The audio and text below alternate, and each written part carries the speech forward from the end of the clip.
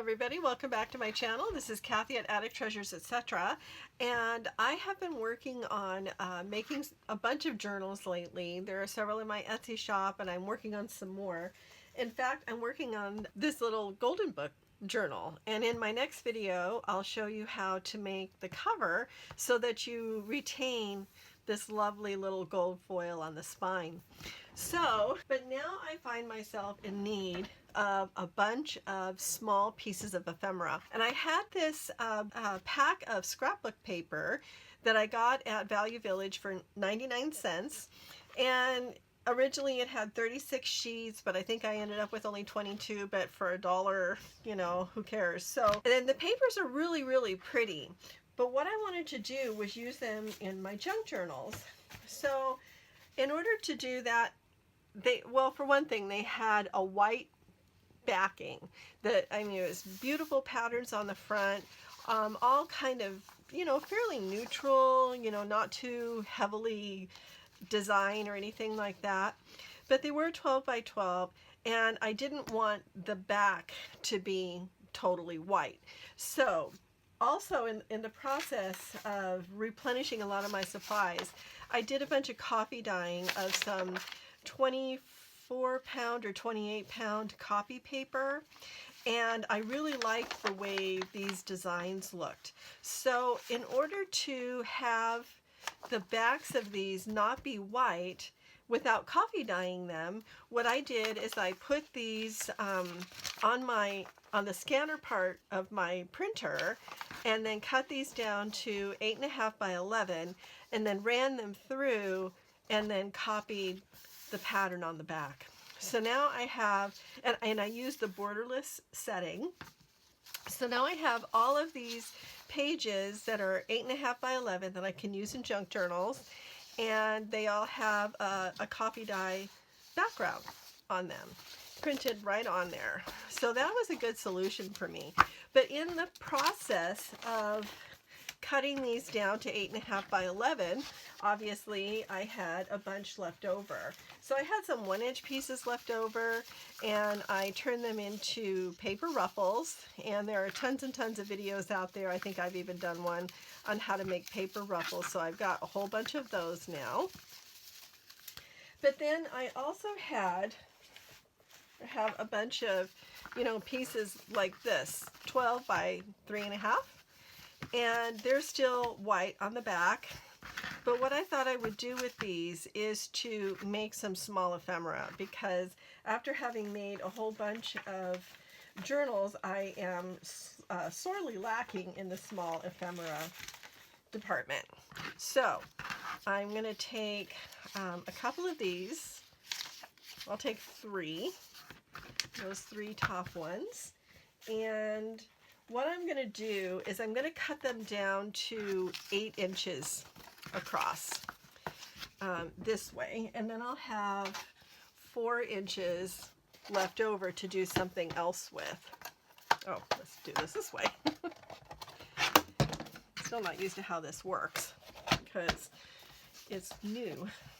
Okay, so I'm going to cut these down to roughly 8 inches or so.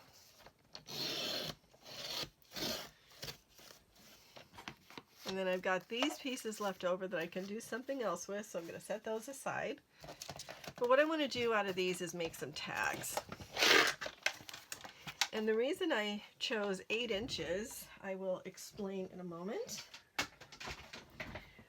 But the first thing I want to do is to get them stuck onto this piece of the scrapbook paper pad cover. And I cut it down to 8.5, and I can fit 3 of these on here, so my tags will have a stiffness to them. And I'm going to use my Xyron to put adhesive on the backs of these pieces, and I hope I have enough adhesive in here. I love this thing. This is a 9-inch Xyron. I also have a couple of other different sizes. So you just roll it through, and I'm just about ready for a new cartridge. So I'm really hoping that I get I'm going to need like the equivalent of 6 of these sheets. Right now I'm just doing 3.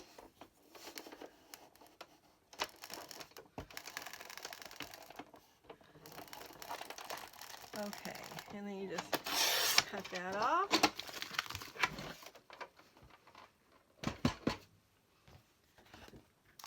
And you peel off the film.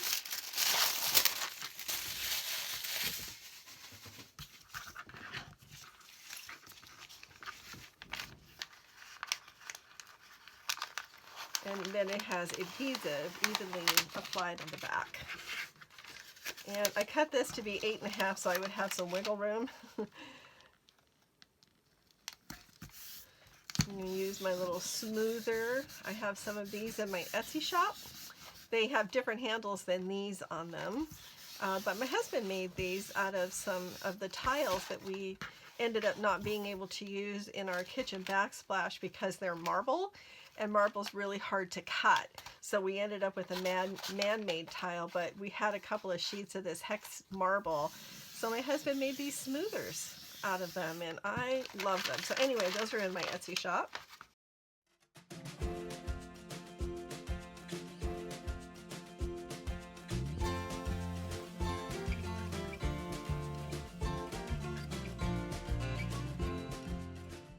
So copying some of your favorite copy dyed paper designs onto the backs of stationery or backs of scrapbook paper like this is a really good solution to, you know, not if you don't want to have the white backing on it. A lot of stationery has really printed front, you know, print on the front, but the back is a lot of times white. And it's nice not to have that. Okay, I'm going to cut these down as well so that they're separated.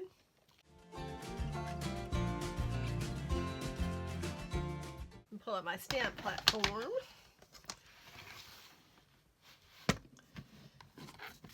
And I wanted these to be 8.5 because, or 8 inches because the stamp platform is only 8 inches. So we're just gonna set these on there like so, magnetize them down. Okay, and then I'm gonna take some of my stamps that I have, and I don't really remember where I got these. I don't know. I started, you know, I didn't know when I first got these that I was supposed to tell everybody where I got them. So I have no idea where they came from or if they're still available. Okay, since I have such a big area, I'm only going to do one of these at a time. I'm using brown Stays On.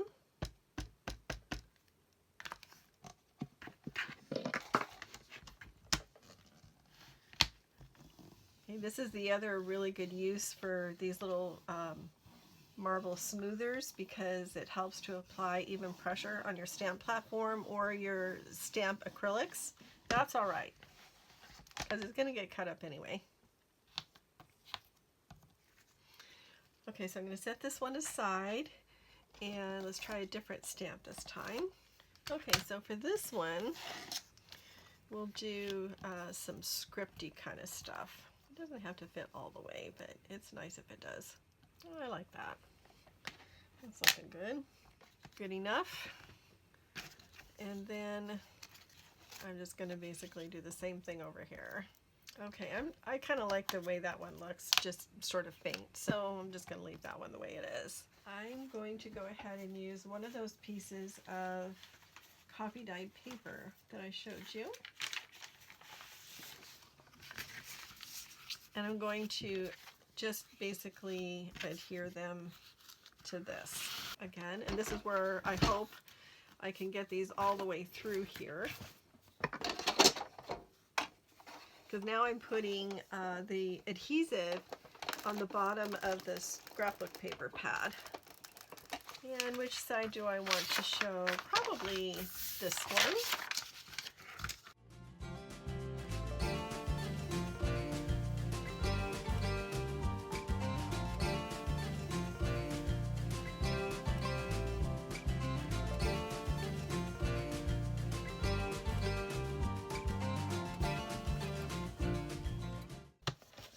you can make a bunch of embellishments or a bunch of tags in a small, at least bases for tags, in a short amount of time. And it's a good way to use up some of your scrapbook paper.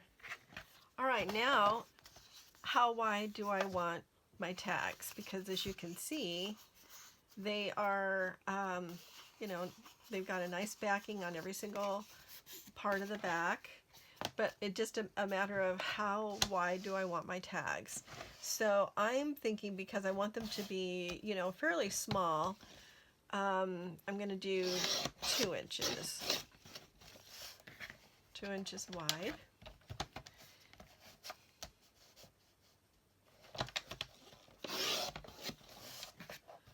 And that'll give me 4 tags per strip. And the stamping, you know, is just part of the background. It's not really the design. You know, these can be obviously further embellished, which of course I will do. And then just to cut the tag shape, can you see what I'm doing now? I'm too far away for that part. Okay.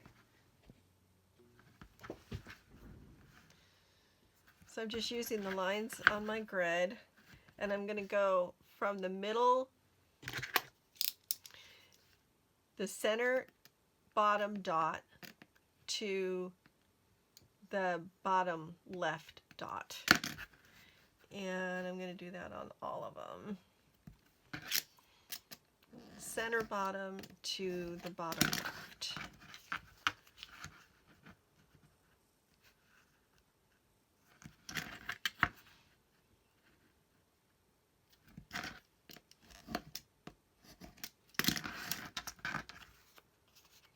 And sometimes it'll peel up a little bit, but that's all right. We'll ink over that.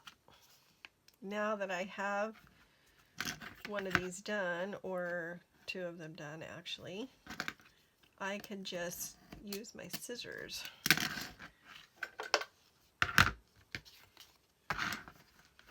Just line it up.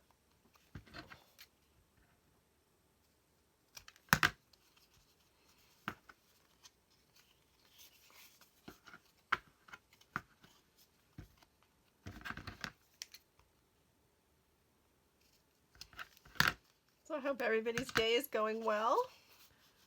We just got back from running some errands. One of the things we picked up was a small dolly. It was 12 by 15 with wheels on the bottom, like a little hand truck type thing, for me to put underneath my table here, because I have a milk crate down there that has like all of the scrapbook paper, pads, and things like that that I'm currently using on any given project. And it gets pretty full and hard to slide back and forth. I don't want it right under my, you know, where my feet go, so I have to keep sliding it out of the way.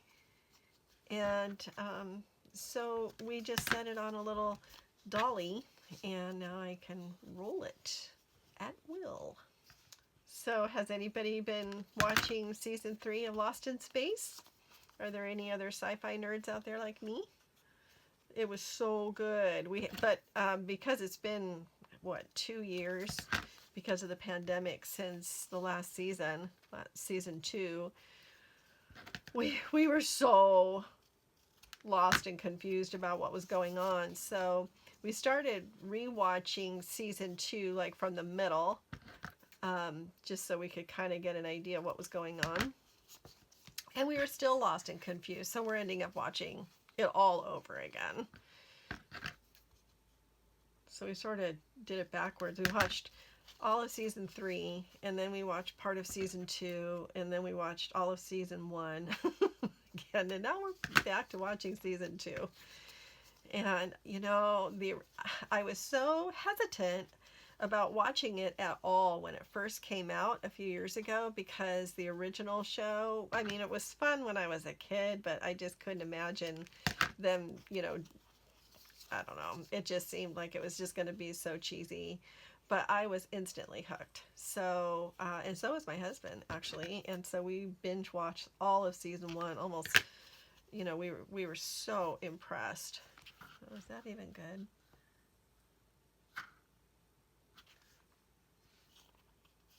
It doesn't look even. It's not. Okay, that's all right. We can make it even.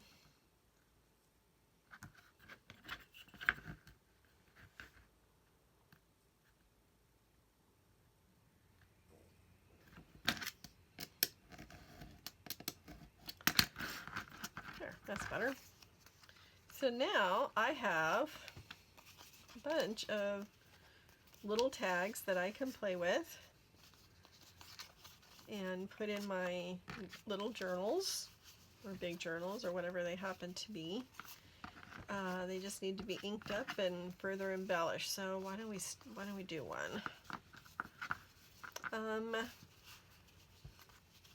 Let's go ahead and do this one. So I'm going to use some vintage photo distress oxide here.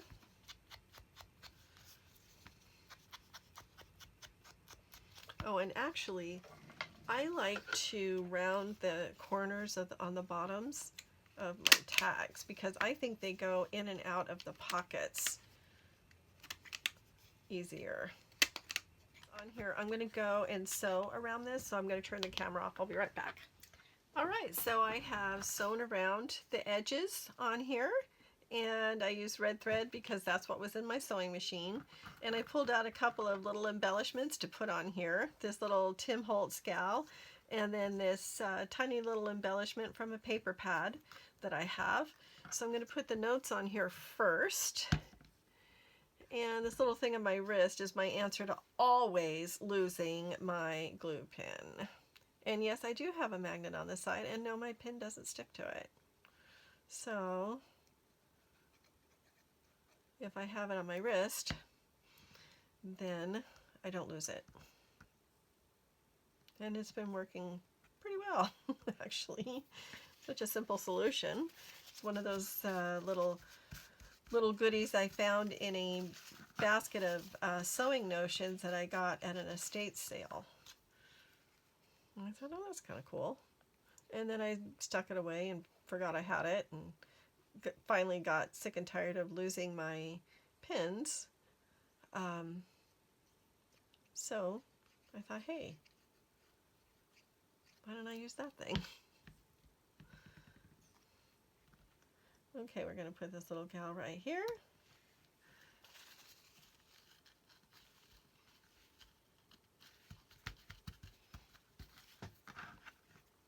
And then I'm going to put an eyelet here. I'm going to use an 1/8 inch eyelet. I'm going to use my crocodile. So I'm going to set it at the 1/8 inch location, which is the one right in the front. And what it does, if you can see that, the little punch that comes down is set for the 1/8 inch eyelet. And then this one is the 3/16 inch. So it's a bigger hole. So I just want a small hole. And punch the hole right in the center. Okay, so now I'm going to use the 1/8 inch eyelet that I have.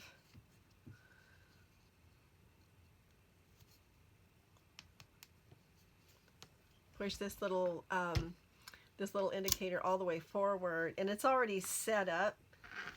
These have like little different settings on them that you move around, and there's a little card that comes with this that tells you which setting to use for what size eyelet. So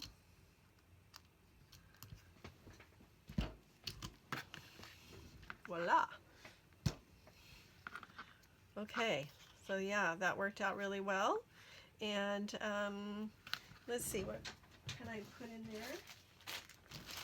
I got my little baggie full of red stuff, red and gold things. And I've got some of this pretty red and gold braid. So I'm just going to thread that through there. Hopefully it'll, there we go.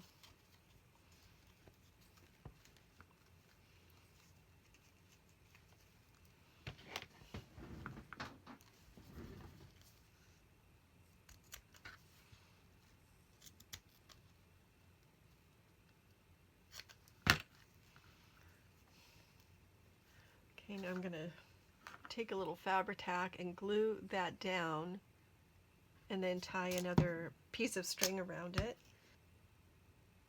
I'm going to hold that on there for a second. I have some red twine, which I will cut off pretty good sized length because it's easier to tie a bow.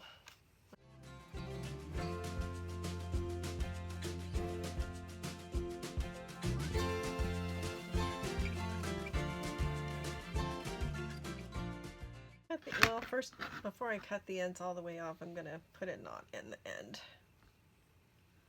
Or, you know, just above where I want to cut it, and then that way it won't unravel. Okay, one cute little tag, all done. And I have a whole bunch more that I can play with as time goes on, as I work on my journal.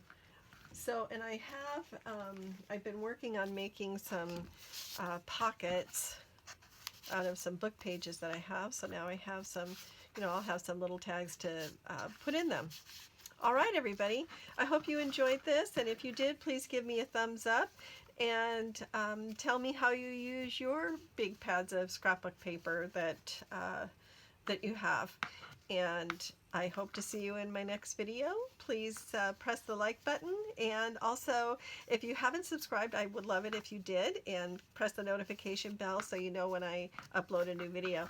So let the serendipity find you, everybody. Happy crafting, and I will see you next time. Thank you. Bye-bye.